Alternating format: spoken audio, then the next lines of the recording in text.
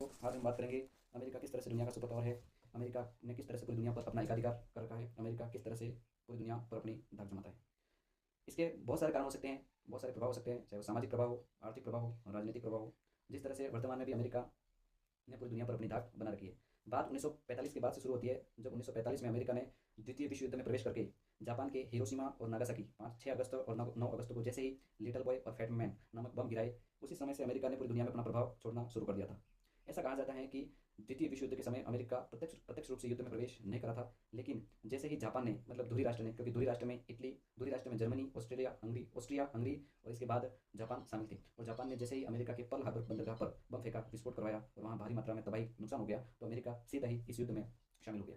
America ने Russia को बताई, क्योंकि मित्र राष्ट्र में अमेरिका, ब्रिटेन, फ्रांस, रशिया सभी शामिल थे, और रशिया और अमेरिका उस मित्र राष्ट्र में नेतृत्व करने वाले देश कहे जा सकते थे, लेकिन उनमें एक संधि हो रखी थी। उस संधि के तहत रशिया जो भी कार्य करते थे, मतलब जो भी अनुसंधान संबंधी कार्य करते थे, उनका पूरे कार्य के बारे में ब्यौरा अमेरिका को बताता था, और अमेरिका जो करता था वो रशिया बताता था। लेकिन ऐसा कहा जाता है कि जब 6 अगस्त और 9 अगस्त को हिरोशिमा जापान पर अमेरिका ने जैसे बम गिराए, तो ये बम जो बनाने की सूचना थी वो अमेरिका ने रशिया को कभी दी ही नहीं।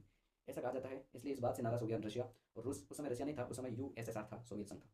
सोवियत संघ ने इस बात का बदला लेने के लिए अपने आप में अनुसंधान कार्य अलग तरीके से करने शुरू कर दिए, और उसी समय 1945 में यूएन की स्थापना हो जाती है। और यूएन की जैसे स्थापना होती है, इसके बाद 1949 में पूरी दुनिया में दो प्रकार के गुट बन जाते हैं। एक होता है पूंजीवादी गुट और एक होता है पूंजीवादी गुट और एक होता है समाजवाद। पूंजीवाद की बात करें तो उसका जो नेतृत्व या नेता कहा जाता है, अमेरिका को कह सकते हैं, और जो समाजवाद का नेतृत्व कर रहे थे वो था रशिया, यूएसएसआर था मतलब। और 1949 में ही अमेरिका के नेतृत्व में नाटो की स्थापना हो जाती है, नॉर्थ अटलांटिक ट्रीटी ऑर्गेनाइजेशन, जिसके तहत वर्तमान में अभी 32 देश शामिल हैं। और इसी नाटो में शामिल होने के लिए रशिया और यूक्रेन का वर्तमान में युद्ध चल रहा है, क्योंकि यूक्रेन का मुख्य उद्देश्य ये है कि नाटो में अगर वो शामिल हो जाए तो रशिया से भविष्य में किसी भी प्रकार के खतरे से सामने से मतलब उसकी रक्षा हो सके, क्योंकि जो नाटो जो संधि बनी थी, ट्रीटी बनी थी, उस नाटो ट्रीटी का एक अनुच्छेद है जिसका नाम आर्टिकल 5। आर्टिकल 5 के तहत नाटो में जितने भी कंट्री शामिल होते हैं, उनके खिलाफ अगर किसी भी दूसरे देश ने उनके किसी भी एक देश पर आक्रमण किया, तो नाटो में जितने भी शामिल जो देश है वो उस देश के खिलाफ हो जाएंगे। यही कारण है कि यूक्रेन नाटो में शामिल होने के लिए पूरा अपना जोर लगा रहा है। जैसे 1949 में नाटो बनता है, तो इसके बाद रशिया के नेतृत्व में वार्सा ट्रीटी का गठन हो जाता है। इसमें रशिया प्रतिनिधित्व करता है, उसका लीडर रशिया होता है। तो दुनिया में दो तरह के गुट बन गए, एक तरफ अमेरिका तो दूसरी तरफ यूएसएसआर।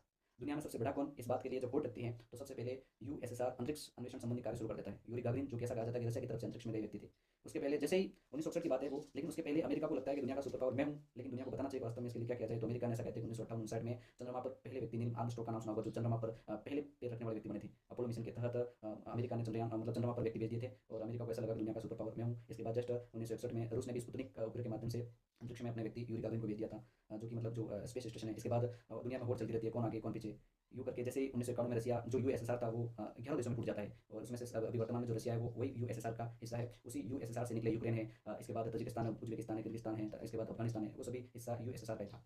जैसे 1951 में यूएसएसआर